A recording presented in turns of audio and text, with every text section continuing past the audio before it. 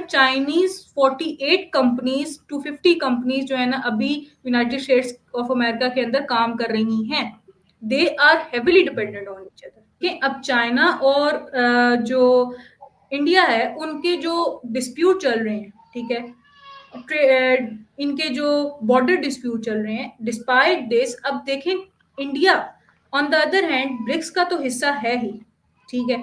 वो G7 बिल्कुल Nations को ये कह रहा है कि in terms of energy India is majorly on number 3rd position, ठीक है। और वो G7 नेशंस को इनवाइट कर रहा है अपनी कंट्री के अंदर इन्वेस्टमेंट करने के लिए, इंपोर्ट और एक्सपोर्ट को बढ़ाने के लिए। आज भी G7 is on top. BRICS economically rise जरूर कर रहा है, लेकिन कल को इंडिया और चाइना के दरमियान और डिस्प्यूट हो जाते हैं, ठीक है। रशिया बीच में आ जाता है, ठीक है।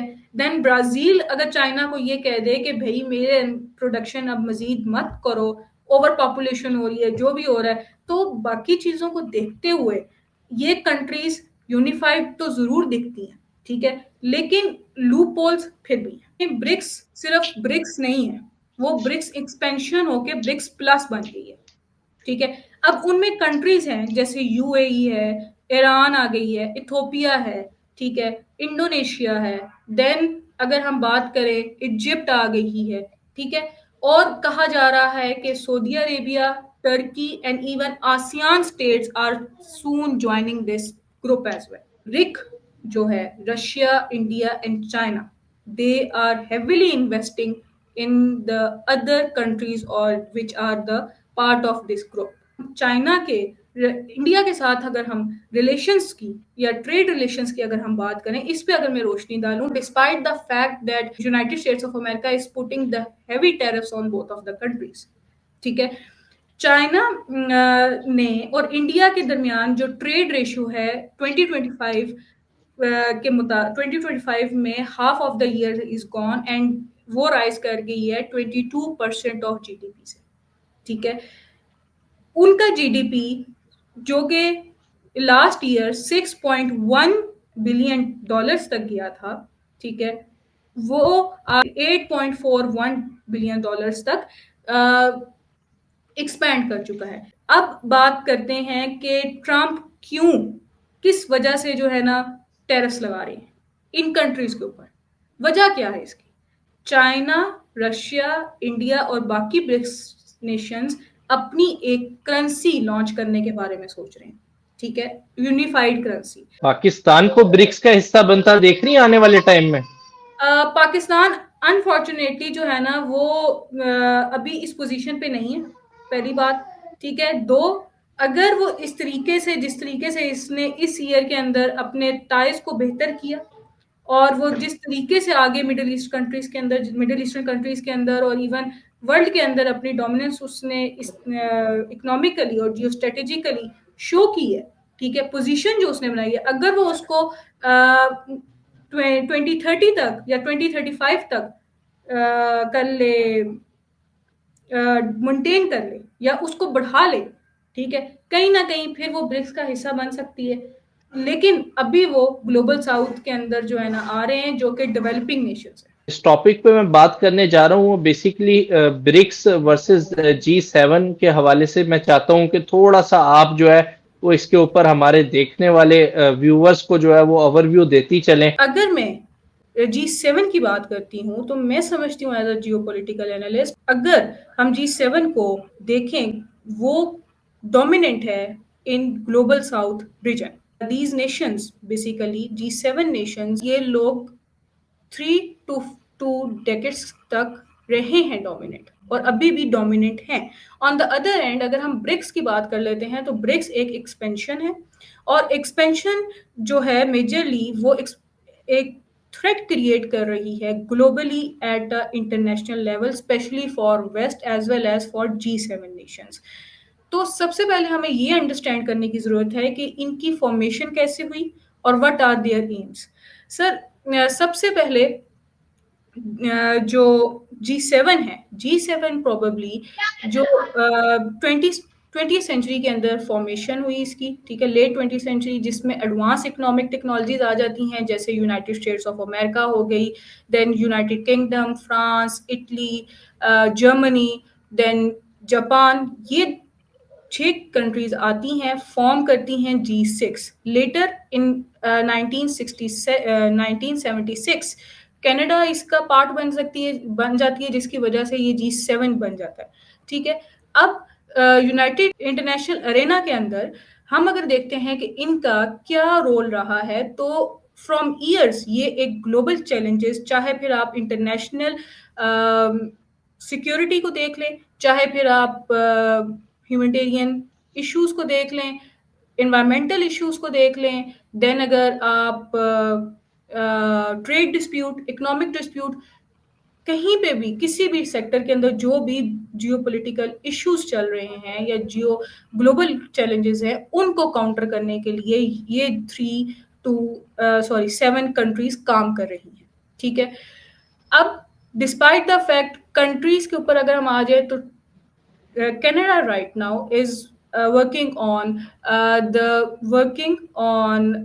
clean energy disputes। ठीक है, क्लीन एनर्जी एजेंडा के ऊपर वो काम कर रहे हैं। फ्रांस जो है वो मेजरली काम कर रहा है on digital taxation, as well as on they are raising their voices against or for climate change and global warming।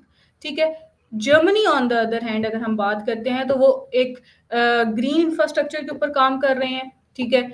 Then उसके बाद इटली जो है वो माइग्रेशन एंड फूड सिक्योरिटी के ऊपर काम कर रहा है।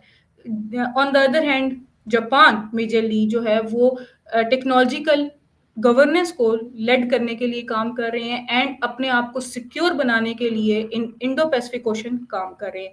और दो जो मेजर ग्रुप्स हैं, या जो दो मेजर स्टेट्स हैं, जो कि यूनाइटेड स्टेट्स ऑफ अमेरिका हो गई और यूनाइटेड किंगडम हो गई, वो उनके दरमियान एक trans Atlantic trade deal sign होती है, जिसकी वजह से वो अपने ट्रेडिंग जो है सेक्टर्स हैं, उनको जो है ना एडवांस कर रहे हैं, अपनी कंपनीज को लॉन्च कर रहे हैं ग्लोबली। ठीक है।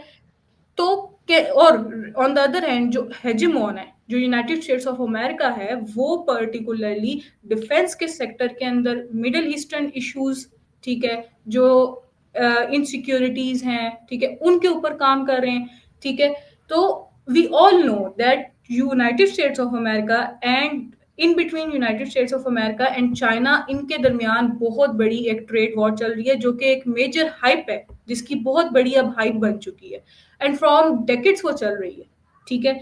बट अगर मैं ये कहूं कि China is becoming a greater challenger for United States of America और इवन G7 नेशंस, तो ये मैं गलत नहीं कहूंगी। ऑन द होल अगर मैं ये बात कहूं कि अब आप देखें G7 कंट्रीज के जो जीडीपी है, वो 37% जीडीपी वो रिप्रेजेंट कर रहे हैं globally in till 2025, and only they are representing 10% of world population। अब आप मुझसे पूछेंगे कि मैम सिर्फ 10% ऑफ पॉपुलेशन, वाई? फिर तो इससे तो ब्रिक्स बहुत आगे चला गया। ठीक है। But we have to understand this कि 10% पॉपुलेशन, वर्ल्ड पॉपुलेशन के अंदर हमारे पास हेजेमॉन इस ग्रुप के अंदर है, जो कि यूनाइटेड स्टेट्स ऑफ अमेरिका है। ठीक है। ठीक है। According to IMF and other research institute of international relation, which is located in Chicago, ये यूनाइटेड स्टेट्स ऑफ अमेरिका ने डिफेंस सेक्टर के अंदर अपना 997 बिलियन डॉलर्स की ट्रेड और इन्वेस्टमेंट डिफेंस सेक्टर और मिलिट्री सेक्टर के अंदर की है। Despite this, economically their GDP rise up to 1.8% this year. ठीक है। तो अगर हम एनालाइज करते हैं, तो G7 पहले भी ये कर रहा है, इन ग्लोबल साउथ के ऊपर डोमिनेट कर रहा है। ठीक है, डोमिनेंट है by giving them investment, and companies अपनी रन कर रहे हैं। तो मैं समझती हूँ कि till this G7 is on top. अगर अब हम ब्रिक्स की बात कर लेते हैं, ठीक है, BRICS on the other hand, as a political analyst मैं कहती हूँ कि वो एक इमर्जिंग टेक्नोलॉजी है। और एक इमर्जिंग ब्लॉक है, ठीक है, जो रैपिडली एक रैपिडली अपनी जो है ना इकोनॉमी को राइज कर रहा है, ठीक है। ठीक ऑन द है। अदर हैंड, ठीक है, जिसमें मेजरली बहुत बड़ा हाथ चाइना, रशिया एंड इंडिया का है, जो कि रिक है। अब इनकी फॉर्मेशन कैसे होती है? अब 2001 के अंदर जेम्स ओ'नील ये एक आर्टिकल पब्लिश करते हैं, जिसके अंदर वो ब्रिक का आइडिया लिखते हैं। एज अ रिजल्ट क्या होता है कि हम देखते हैं 2009 के अंदर ये कंट्रीज जिसमें Canada, Russia, India and Brazil आ जाते हैं, और वो जो है ना एक फॉरम बना लेते हैं जिसको हम कहते हैं BRIC. Later a year South Africa भी आ जाता है, जिसकी वजह से वो ब्रिक्स हो जाता है। फॉर इंस्टेंस अब मैं ये एज अ पॉलिटिकल एनालिस्ट मैं ये जरूर कहूंगी कि ये कंट्रीज जो 5 नेशंस हैं ये बहुत पावरफुल हैं, बट ऑन पेपर, ठीक है। वट इट मीन्स कि मानती हूं कि इनका जीडीपी जो 10 ट्रिलियन डॉलर था टिल 1995 टुगेदर, वो आज 72 ट्रिलियन डॉलर तक पहुंच गया है। ऑन द अदर हैंड अगर G7 की बात की जाए तो जो 17 ट्रिलियन डॉलर था 1995 के अंदर, वो अल्टीमेटली पहुंच गया है 2025 के अंदर 52 ट्रिलियन डॉलर्स पे। अगर अब हम आगे बढ़ते हैं, इनका जो जीडीपी है, ठीक है, GDP in terms of purchasing power parity के बेहाफ पे अगर हम जी ये जी। देखें कि ब्रिक्स ने अल्टीमेटली G7 को पीछे छोड़ दिया।